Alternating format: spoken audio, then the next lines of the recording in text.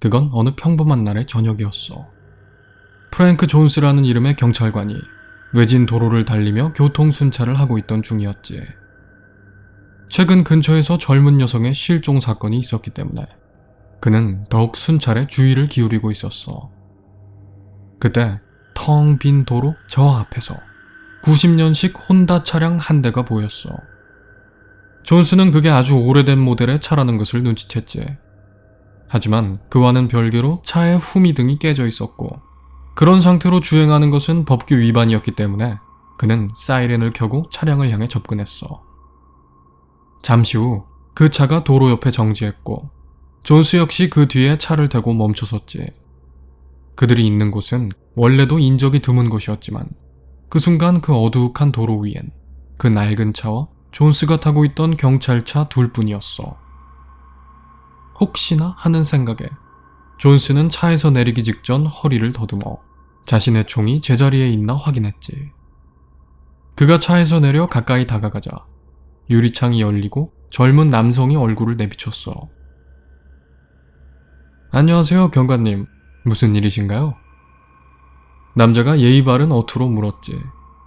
하지만 그의 목소리에는 분명 독특하게 과장된 정중함이 묻어 있었어. 면허랑 차량 등록증을 좀 보여주셔야겠습니다. 존스가 말했어. 그의 손은 허리춤에 권총 위에 고정되어 있었지. 아, 제가 좀 급하게 나오느라 그게 지금 저한테 없거든요. 당장 집에 가서 가져올게요. 제 이름은 데이빗이고요. 요 앞에 있는 마을에 살아요. 경관님이 걱정하실 건 아무것도 없어요. 데이빗은 그 말들을 마치 연습이라도 했는지 자연스럽고 유창하게 늘어놓았어. 제가 왜 차를 세우라고 했는지 아십니까? 존스가 물었어. 제가 그걸 알면 이렇게 차를 세울 일도 없었겠죠. 데이빗이 대답했어. 생각보다 완고한 존스의 모습을 비웃는 듯 그의 얼굴에 슬쩍 미소가 피어올랐지. 처음엔 차 후미등이 깨져 있어서 멈춰 세운 겁니다. 헌데 이제는 면허가 없다고 하시니 대체 지금 동시에 몇 개의 법률을 어기고 있는지 알고 계십니까? 데이빗이 대답했지. 아... 하나, 둘, 두 개네요. 그의 비웃는 듯한 표정은 이제 그의 온 얼굴을 뒤덮고 있었어. 이거 웃기는 청년이군.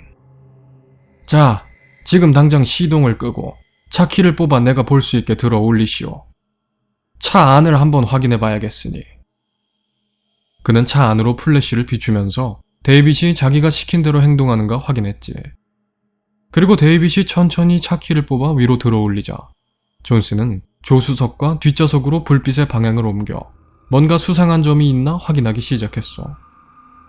뒷좌석에는 캠핑 용품들이 잔뜩 실려 있었고 딱히 이상한 점은 없는 것도 같았지만 그때 플래시의 불빛이 좌석 아래에 뭔가 수상한 흔적 위를 지나갔어.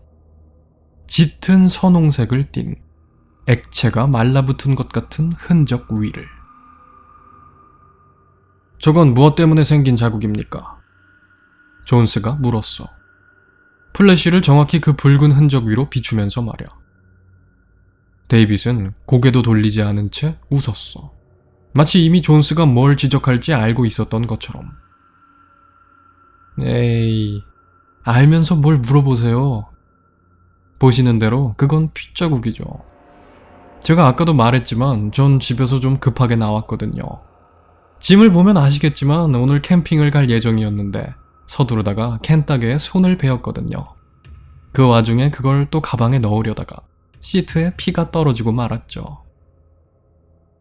데이빗은 주저없이 얘기를 끝마쳤지만 존스는 그 정도 설명으로는 납득할 수 없다는 듯이 고개를 몇 번 흔들었어. 아니, 트렁크 안도 좀 확인해야겠어. 자, 천천히 차에서 내리시오. 그리고 손을 머리 뒤에 올리고 저쪽으로 물러나 있어주면 고맙겠군. 아, 그 정도야 뭐. 알겠습니다, 경관님. 데이빗이 웃으며 대답했어. 그의 표정은 이상할 정도로 밝았지.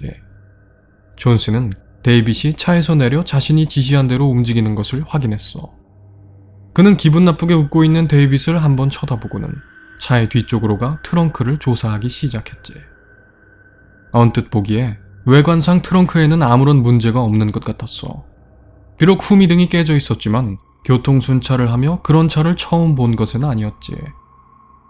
하지만 존스는 확신했어. 저 데이빗이란 남자에게는 뭔가 오싹한 기운이 느껴진다고. 게다가 후미등이 깨져 있는 방식도 어딘가 이상했지. 마치 누가 거기에 구멍을 뚫으려고 억지로 깨버린 듯한 모양새였거든. 존스는 그 구형 차량에 손을 올리고 트렁크에 낡아빠진 걸쇠를 풀었어. 그리고 천천히 트렁크 문을 위로 들어 올렸지.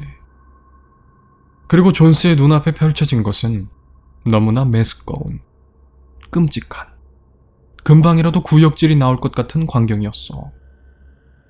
그는 트렁크 안에서 흘러나오는 엄청난 악취에 놀라며 당장이라도 구토하고 싶은 충동을 억누르기 위해 애를 썼지. 20대로 보이는 여성의 시체가 트렁크 바닥에 실려 있었어. 그녀의 금발머리는 마구 엉켜 있었고 그녀의 얼굴은 온통 눈물 자국으로 가득했지. 그녀의 몸은 온통 타박상과 자상으로 뒤덮여 있었고 그녀의 두 다리는 모두 부러진 채 비정상적인 각도로 꺾여 있었어. 그 다리 아래의 발목은 퉁퉁 부어 있었고 그녀의 발에는 베인 상처들이 가득, 그 주변엔 그 상처를 만들어냈을 유리 조각들이 널려 있었지. 존스는 마침내 후미등을 깬 장본인과 마주하게 된 거야. 그녀가 그걸 깨트리기 위해서 얼마나 필사적으로 노력했을지는 그녀의 피투성이 맨발을 통해 충분히 짐작할 수 있었지. 말할 필요도 없겠지만 당연히 그녀의 발뿐만 아니라 그녀의 온 몸과 트렁크 내부 역시 그녀에게서 흘러나온 피로 흠뻑 젖어 있었어. 하지만 가장 괴로운 것은 역시 냄새였지. 땀과 피, 그리고 조금씩 부패하기 시작한 인체의 일부가 숨쉬기 힘들 정도의 악취를 만들어내고 있었거든. 존스는 결국 도로 위로 몸을 숙이고 한 차례 토사물을 뿜어냈어. 그리고 손등으로 입을 닦아내며 천천히 고개를 들었지. 그는 어떻게든 평정심을 되찾기 위해 노력했어. 비록 그의 호흡은 여전히 거칠었고 그의 입에선 충격 때문에 의미 없는 중얼거림이 흘러나오고 있었지만 경찰로 지내온 지난 몇 년의 세월 동안 그가 이런 광경과 마주한 것은 정말이지 처음 있는 일이었거든. 하지만 존스는 결국 평정심을 되찾지 못했어. 그 전에 데이빗이 그의 뒤로 살그머니 다가와 옷 속에 숨겨뒀던 묵직한 쇠 막대기로 그의 머리를 내려쳤거든. 존스는 땅바닥으로 쓰러지고 말았어. 그의 의식이 희미해지고 있었지만 데이빗은 멈추지 않고 계속해서 그를 내려쳤어. 따뜻한 피가 흘러나와 바닥을 뒤덮었고 존스의 얼굴을 따라 가느다란 눈물 한 방울이 흘러내렸지. 그의 입술이 달싹거리며 무언가를 말하려고 했어. 하지만 그것들은 끝내 온전한 단어가 되지 못한 채 차가운 밤 공기 사이로 흩어졌지. 데이빗이 그의 옆에 쪼그려 앉아 그의 머리채를 붙잡고 고개를 들어 올렸어. 아이고, 아파요? 어떡해? 미안해서 어떡해요, 경관님? 데이빗은 낄낄거리며 손에 힘을 풀고 다시 존스의 머리가 땅에 떨어지도록 내버려 두었어. 그리고 이번엔 존스의 옷을 뒤져 그의 지갑을 찾아냈지. 그는 그 안에서 존스와 그의 부인이 서로의 허리에 손을 두르고 3명의 자녀들과 함께 찍은 사진을 발견했어. 카메라를 바라보는 그 모두의 얼굴에는 행복한 미소가 걸려 있었지. 이 경관님 가족이에요? 데이빗이 웃었어. 와이프가 이쁘네. 존스의 입이 다시 한번 달싹거리며 뭔가를 말하려고 했어.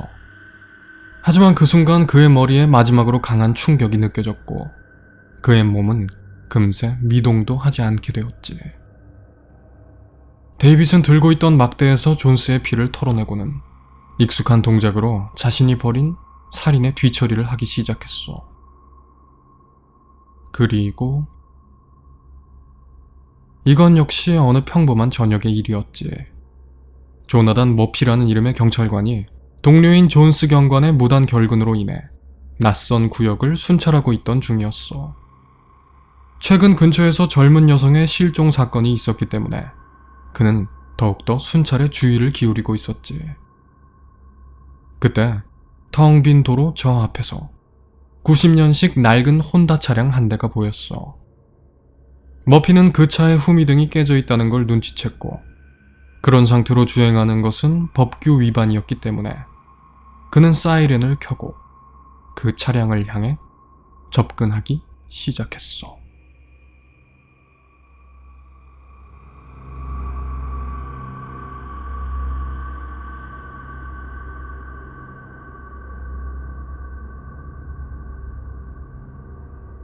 오늘의 이야기는 여기까지입니다. 오늘도 들어주셔서 감사합니다.